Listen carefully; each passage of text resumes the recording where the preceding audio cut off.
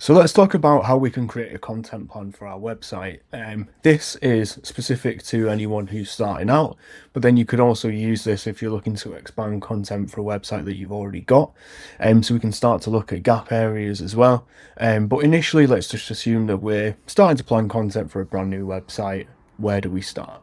So I think the big one here is knowing and understanding what the must-have content is for our website based on the type of site that it is, and how that then reflects based on what users are expecting to see, and from an SEO perspective, how people are going to be finding those pages organically. So let's have a think around what the must-have content would be for, say, an e-commerce website. You've got things like category pages, related subcategory pages, long-form user guides and how-to guides and things like that that can capture people at the information stage. Then you might have more data-rich assets from a link acquisition side of things, alongside the type of content that really starts to prove your authority, so like opinion pieces and expert commentary and things like that. Whereas with a smaller website, so you're targeting searches locally, you've got a local service, you might then focus much more at a service level, because you don't need to be creating those long-form guides, at least not initially, because people are just literally looking for a service near them. They're going to find it through the site, and then they'll get in touch with you to see whether you can provide that service or not. So I think when we talk about approaching keyword research effectively from the outset, we have to always keep that in mind in terms of how is our target audience searching, what are they going to be expecting to see for this type of search, and how can we meet them at that point. That's where I start to categorize things around search urgency, which is much more local SEO side of things. So you've got like a carpet cleaning site, someone literally just wants a service for a certain thing, certain type of carpet cleaning, or just a local search. There's an urgent need for it, so they're maybe not going to start reading through a carpet cleaning guide, at least not initially. They're going to go straight to whatever that service page is that relates to them, and that's how we can start to target them organically. So we can build out those service pages based on the type of things that they would be searching: hotel carpet cleaning, deep carpet cleaning, those types of specific things. Whereas if it's something that takes a little bit more research, then we want to meet them there as the authority from the outset, which B&Q do really well, DIY.com. So they've got, tons and tons of content here on ideas and advice section, how to build a wooden shed, loads and loads of how-to content pieces that then internally link to other articles that relate to this one, and they can also then internally link to their product pages and their category pages. So anyone who hasn't heard of this brand, they're meeting them from the outset, and then when someone, let's say they want to buy the tools to build a wooden shed, or they just go, you know what, forget it, I'm just going to get a wooden shed. They're already on the site. They already know that this is an authority source, and you've met them, you've introduced yourself to them as the authority at that information retrieval stage. There isn't necessarily that level of urgency here, but you're catching them at that initial stage, and then you can use things like internal links, imagery, all that sort of stuff to lead them to a transaction later down the line. And we can see here how well this works for them. So this is well over 100,000 keywords in Ahrefs just for the ideas and advice section. You can see all the types of things that they're targeting. It's all very how-to based, and they've also got really nice interactive elements like calculators and different stats and data and all that sort of stuff that essentially just means that you're meeting people who aren't at that sort of commercial purchasing stage, which maybe that is more of that urgency level. They just know they need something, they just want an authority source to purchase it from. You're, like I said, again, you're meeting people at that initial information retrieval stage, understanding how to do a certain thing. And, look at the estimated volume here, is still ridiculously high. So have a think when you're planning out your site, especially if you're in the e-commerce space of, your commercial pages, your categories, subcategories, your products. Those opportunities will stop at some point. I know you'll be introducing products throughout the year, so I'm sure you could introduce new categories, but by and large, you'll be refreshing content on those pages rather than continually introducing new ones. It's this advice and guides and data level where you can really start to meet new audiences and establish yourself as an authority, which is just going to get more and more important as we go into the area of AI overviews and Search GPT. You want to be appearing as an authority source and not just a site that's putting out generic content that doesn't actually stand to help users and then point them in the right direction, hopefully also on your site.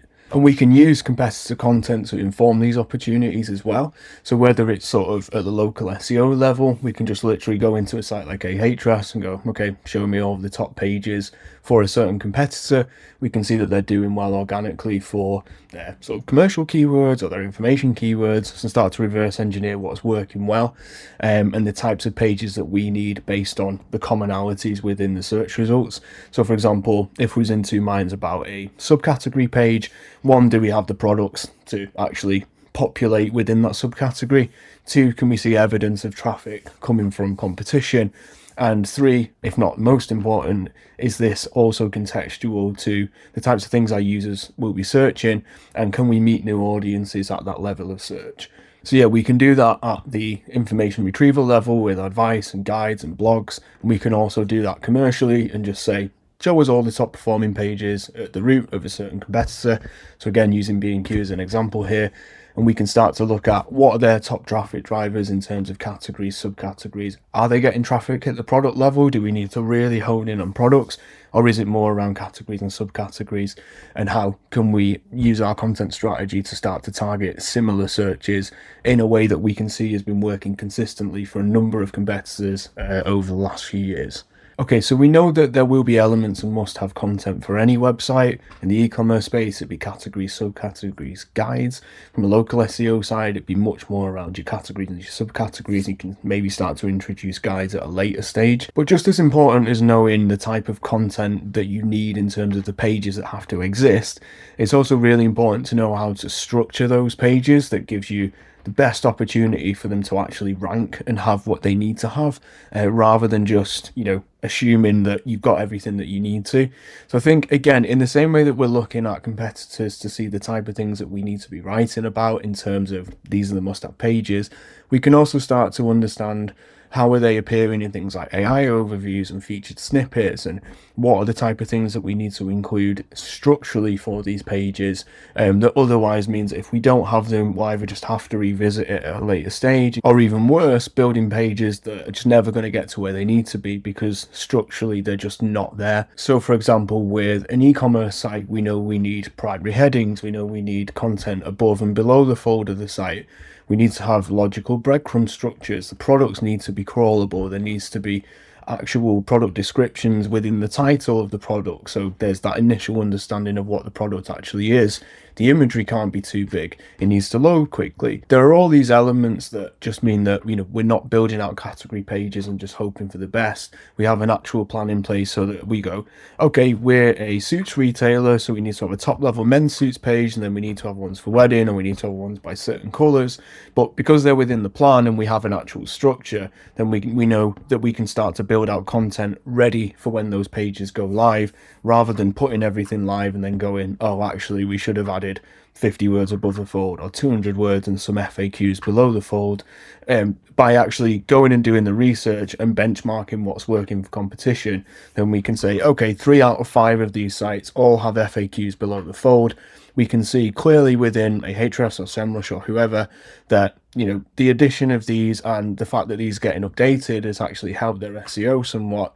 We know that we need to have those in there because we can see it's working for other sites, and we know that it could genuinely provide helpful content to our audience if they have related questions in relation to a category. It's the same with blog content and advice-driven content as well. Again, using something like Ahrefs to see of competitors who are doing really well with their blog content, what's ranking in featured results or the AI overviews, and then how do we then need to make sure our content reflects these similar structures, because it's clearly what's triggering the AI overviews and the featured snippet results for this competitor. So for example, here, this latest result, when do you lay grass seed, in one of the B&Q's advice articles, it's position 1 and it's within the AI overviews, so they've sort of won that featured snippet there, and there's a featured snippet. So we can then go into that and see, okay, where is this housed? How are they structuring content? So we can see, for example, we've got a table in there. So we can start to look at, okay, what are our opportunities to present content in table structures?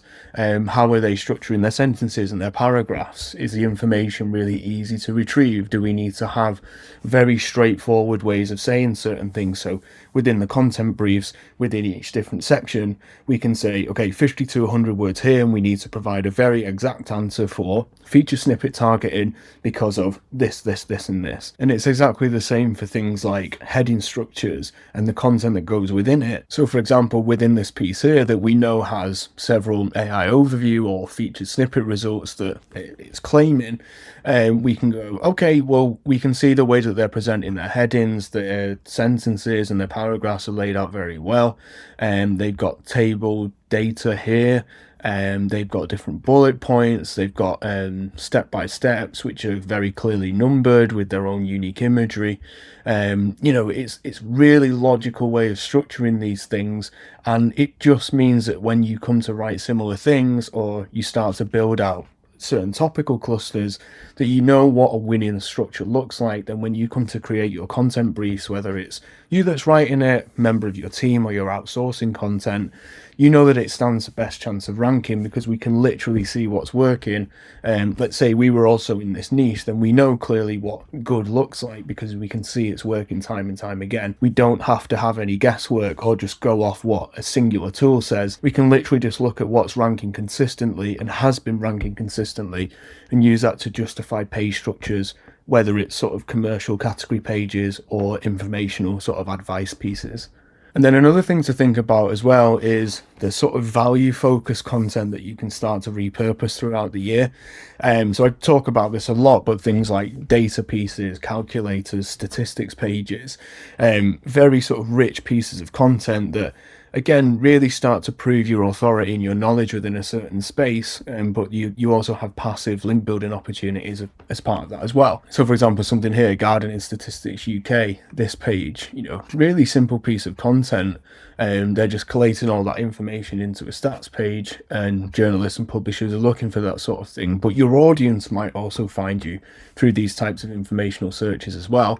And you can see here that they've ended up getting some really nice links off the back of it, which I'm sure were passive backlinks. These weren't actively outreach to press sites. So just to summarize this, I think it's really important to have a plan in place to set those initial foundations. So like say at an e-commerce site, that could be things like categories, subcategories, how you actually structure product pages and your commercial pages, and then also what your long-term opportunities are for sort of guides and advice pieces. And the same if you've got a local site as well, what are the types of service pages that your audience will be expecting to see, or the types of things that you want to offer as a service and that your audience is searching for. So having those, even if it's just in a draft before doing that broader keyword research piece, because you can at least have things in there that even if there isn't a ton of volume coming in, the types of things that could convert really, really well for you, and especially in the local SEO side of things, might have relatively low competition when compared to something like an e-commerce site. Consider how you plan out content. So this is critical as well at that information side of things, especially if you're starting to target featured snippets and AI overviews. Rather than just going off what a tool will tell you, start to look at who the authority sources are within your sector, how they're structuring content, and then how that relates to other brands and other websites that are ranking as well. So has everybody got a form of structured data? How are they using things like lists and bullet points and actual hubs of data within articles? Are they using their own imagery? Do they have certain sections that just very plainly answer a question and move on, or do they have quite longer evergreen pieces that are then triggering within AI overviews, but they're also working really well for short tail information searches? So again, rather than just going off what a tool tells you, actually have a look at what's working and how you can present that information in a way that makes it as easy as possible for your users to ultimately find what they're looking for, but then also quickly understand that you're an authority source within your niche as well. And then finally, your value focused content, the type of things that can really provide those passive link building opportunities over time. and again prove really handy to your audience, like calculators, data pieces and stats pages. So hopefully this helps in terms of knowing how to create a content plan for your website from the outset, and not just sort of chasing the estimated search volume and keyword difficulty that a tool has to tell you. Knowing how to actively analyze search results, looking at averages and knowing what's working across the board. If you've got any questions, by all means drop me a comment. I'll get back to you as soon as possible.